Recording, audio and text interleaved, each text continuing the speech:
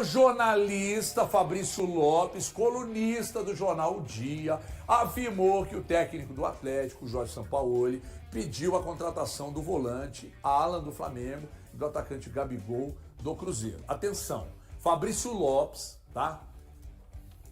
Olha lá, ó, Sampaoli, recém-chegado ao Atlético, fez 2 pedidos à diretoria alvinegra. Quer para 2026 Gabigol do Cruzeiro e Alan do Flamengo. Felipe Luiz conta com o jogador e inclusive quer a sua renovação. Portanto, Alan só deixará o Flamengo se a proposta do clube mineiro for muito atrativa. Fabrício Lopes deu essa informação. Ele é colunista do Jornal Dia, não é isso? Isso. Você conhece ele, Thiago? Felizmente não. Loucura, né, HG? Desculpa. Eu já fui atrás para saber sobre o Sampaoli ter pedido o Gabigol, negaram para mim. Me disseram que não procede. Cara, a informação que eu tive é que o Sampaoli, enquanto o Atlético, ele não colocar o Atlético no eixo, naquilo que ele entende com uma performance de confiança, ele vai pensar 2026. Ele hoje, ele tem que pensar mais no 2025 que qualquer coisa para o ano que vem. O Atlético está próximo da zona de rebaixamento, então eu compreendo totalmente. E a informação que eu recebi, que é essa, que o Sampaoli está totalmente focado no que o Atlético tem que fazer para 2025, uma hipótese dessa nem passa pela minha cabeça de fazer o que o Thiago fez, de tentar ir para um outro caminho para apurar. Porque, cara, quando a minha fonte me passa, cara, o Sampaoli está inteiramente focado no melhor desempenho do Atlético para 2025. O Atlético está próximo de zona de rebaixamento de Campeonato Brasileiro, dentro de uma Copa Sul-Americana. Para que, Elton? Que nesse momento ele vai pensar em 2026? Você não sabe o futuro do Atlético. Porque tudo do Atlético, o planejamento pode mudar totalmente. Se o time consegue uma vaga na Libertadores, o plano é um. Se o time fica para a Sul-Americana, o plano é outro. Se o time fica no limbo, é outro. Se o time cai para a segunda divisão, é outro. Então, velho, torcedor, esquece essa parada aí. Do Alan já surgiu o assunto no ano passado. Agora Desse ano, na verdade. Desse ano. Agora eu já nem... Mas sei isso tanto. também dividiria opiniões, né? Porque uma boa parte da torcida do Atlético não ia gostar de ver o Gabigol, uma boa parte, não vou falar aqui generalizando. E eu também não sei se o Gabigol, ele aceitaria jogar no Atlético. Gente, não faz, desculpa, todo respeito Jamais. aí, o rapaz lá do Rio de Janeiro, isso não faz o menor sentido. O menor sentido. Eu imagino, vamos imaginar a cena. O Zangado chama o Rafael Menin para uma reunião e diz pro Rafael Menin assim, Rafito, eu necessito de um reforço mais. Aí o Rafael Menin diz para ele assim... Quem? Ele? Gabigol? Ah, para, né, gente? Vamos levar o negócio a sério, né? Cruzeiro vai jogar contra o Flamengo lá na quinta-feira. Aí sai uma notícia que o Atlético, através de São Paulo, quer o Gabigol. Hein? Não, e esse rapaz, e outra coisa, que é o Alan. O Alan foi falado quando o Ele Cuca estava aqui. E outra coisa, nós que estamos falando aqui frequentemente sobre a necessidade de acabar com essa gratidão eterna, né? Ó, gente, vamos olhar para pro mercado, vamos olhar para outros jogadores, né? O Alan já deu, tinha que dar, obrigado pelo relevante serviço prestado, foi importante aqui, foi embora. O Gabigol ganha 2 pau e não sei quanto. O Atlético nessa situação faz sentido para você que o Atlético quer tirar o Gabigol do Cruzeiro, gente? Porra! Nossa! Hein? Não dá, né, irmão? E o Cruzeiro?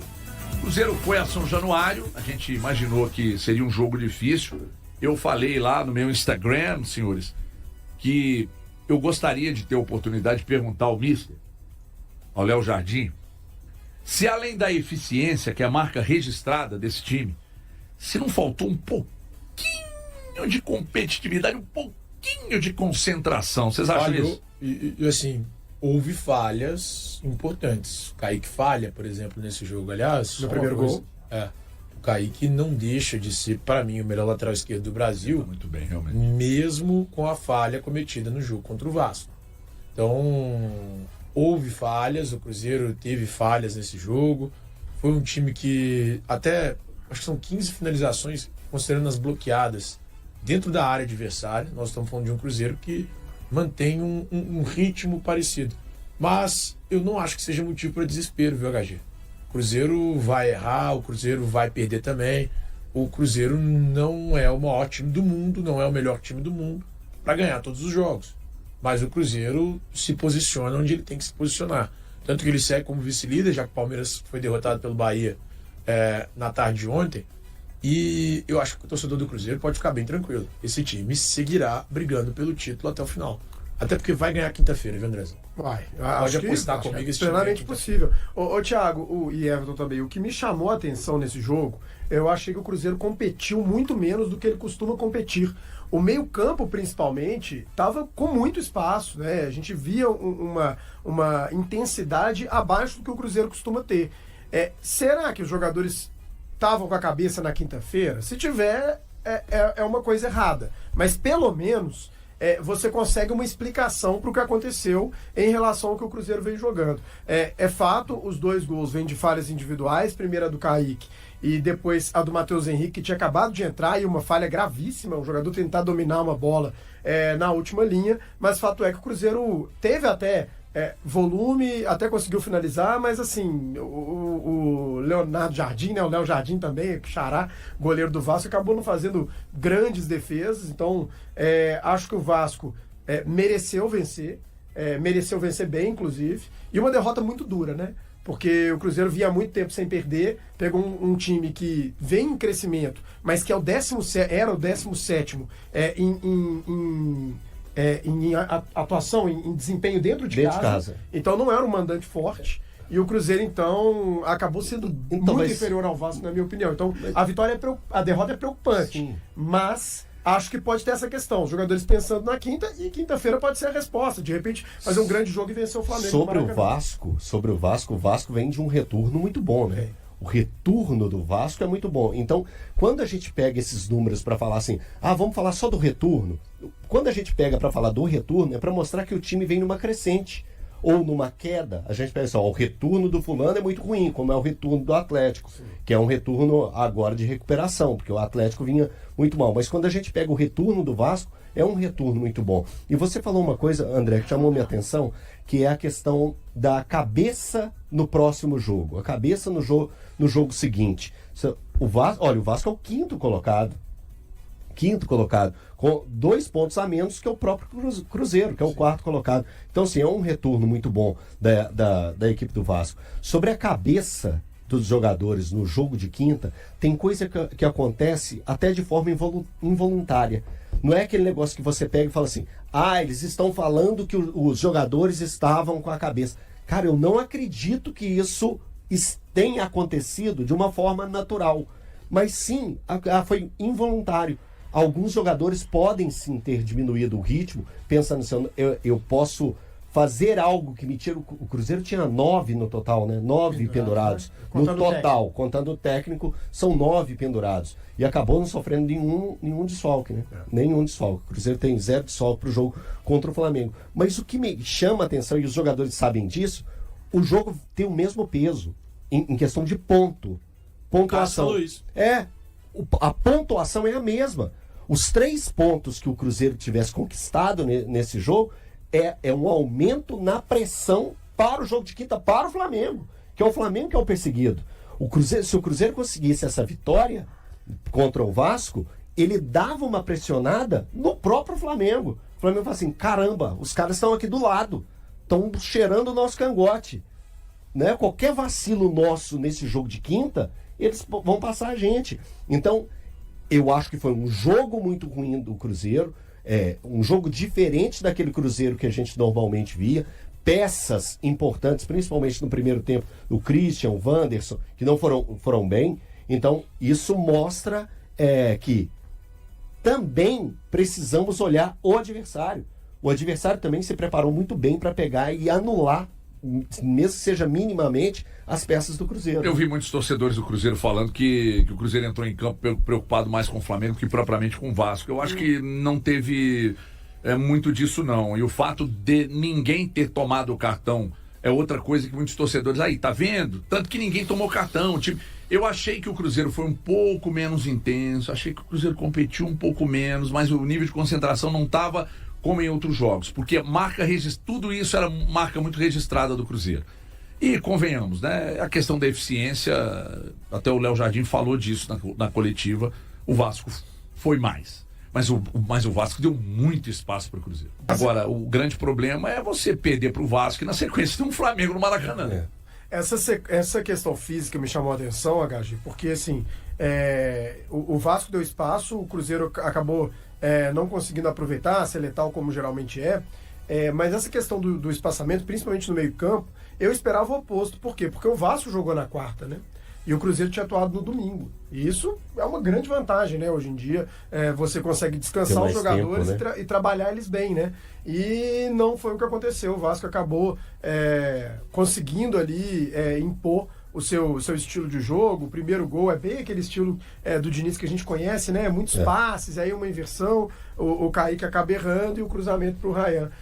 Mas o Vasco acabou tendo outras oportunidades, o Coutinho teve muito espaço para jogar, um jogador que cresceu absurdamente de produção, jogos, já se fala até em seleção brasileira e eu realmente não descarto. Quem fala em Neymar vai ter que falar em Coutinho, né? Jogador que está realmente jogando muito futebol. E acabou sendo realmente uma derrota dura e justa. A semana do Vasco foi muito boa, né? Em 9 pontos disputados, ele conseguiu 7. É o empate contra o Flamengo, a vitória para cima do Bahia e a vitória para cima do Cruzeiro. E olha, né? 3 adversários bem do G6. Antes dos 3 jogos, você apostaria em quantos pontos do Vasco aí?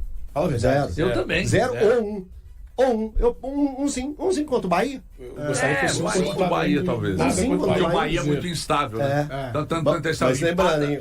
Perde pro Vasco, perde pro Cruzeiro, ganha do Palmeiras. Perde pro Flamengo. Não, falando o Bahia. O Bahia. Ah, o Bahia. E aí ganha do Palmeiras em casa. Aliás, nós assistindo ontem o jogo do Bahia. Cara, a vitória do Cruzeiro lá.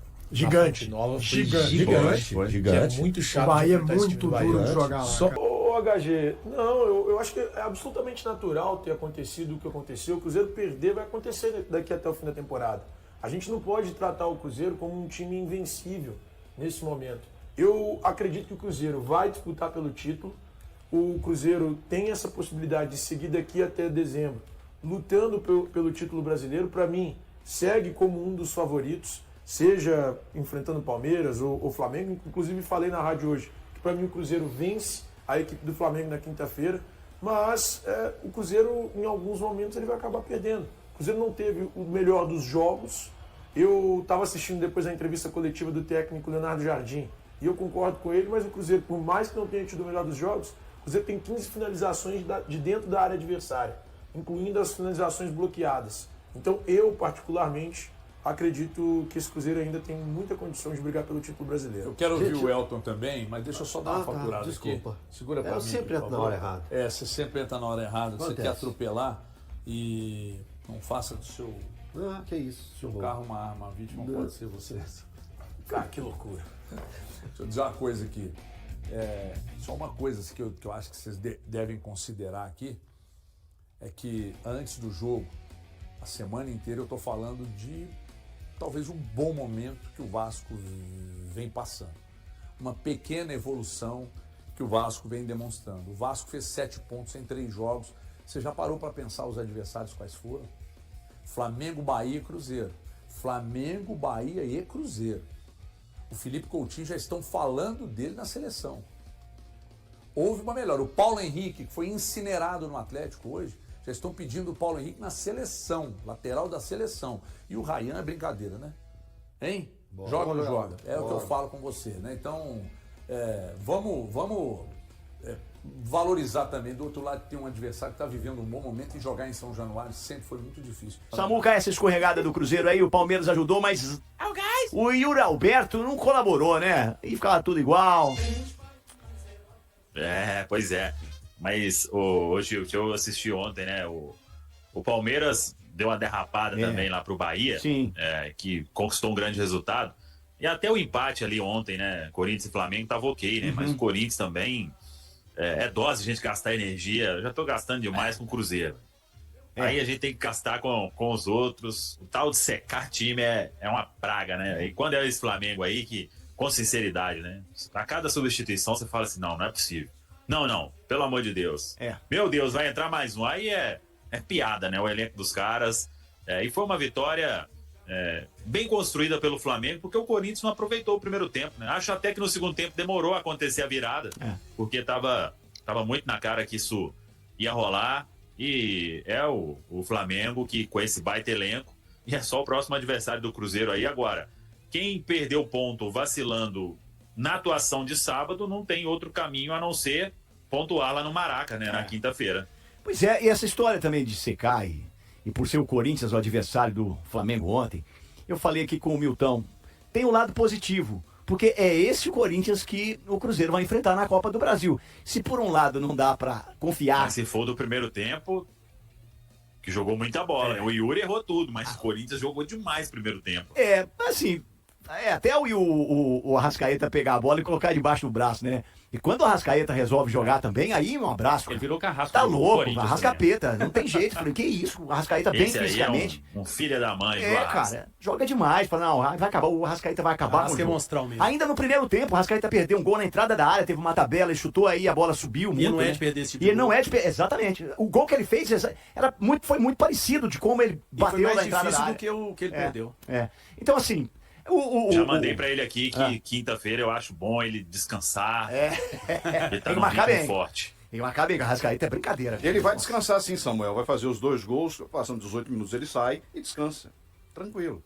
Sossegado. Pois é, mas todo mundo falando do Flamengo, todo mundo falando do banco de reserva do Flamengo. Samuca, mas o Cruzeiro também tem retornos importantes para esse jogo de quinta-feira, né? E graças ao bom Deus também não perdeu ninguém daquela escalação, porque para mim é uma escalação de jogadores que estão pendurados com 2 cartões amarelos, né?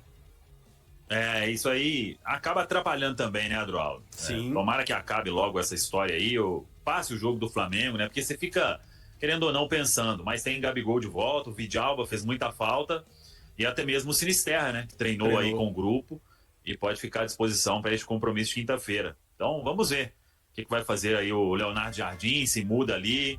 O Wanderson fez um jogo muito ruim no sábado, né? Então, tá precisando ali de um fato novo agora neste momento aí, viu? E o Arroio, Samuca? Gostou da entrada dele lá em São Janu? Ele entrou, eu achei, muita gente falou, esperava mais. Eu acho que ele entrou bem. Né? Não daquele jeito contra o Bahia, né? Mas fazendo boas jogadas ali e vai pegando mais ritmo, né? Pois é. O Cruzeiro aguarda com expectativa o retorno de Luiz Sinisterra. O atacante colombiano desfalcou a equipe no duelo contra o Vasco por conta de um estiramento muscular. Nesta segunda-feira, ele treinou normalmente com o elenco e pode ser opção para o técnico Leonardo Jardim no confronto diante do Flamengo, marcado para quinta-feira, às 20h30 de Brasília, no Maracanã. Durante a preparação, o Sinisterra teve um estiramento nos discos tibiais, uma lesão que costuma evoluir bem em cerca de 6 ou 7 dias. Ele já iniciou os trabalhos de integração com o grupo. Vamos acompanhar para ver se conseguiremos tê-lo em campo nesta semana, declarou Jardim após a derrota em São Januário. Na preparação para enfrentar o Vasco, Sinisterra passou os dias em recuperação. Chegou a ir ao gramado na quinta-feira, mas ainda realizando atividades separadas dos demais companheiros. Contratado junto ao Bournemouth, o jogador chegou ao Cruzeiro ainda em fase final de tratamento de uma lesão. Durante sua passagem pelo futebol inglês, teve média de 2 contusões por temporada.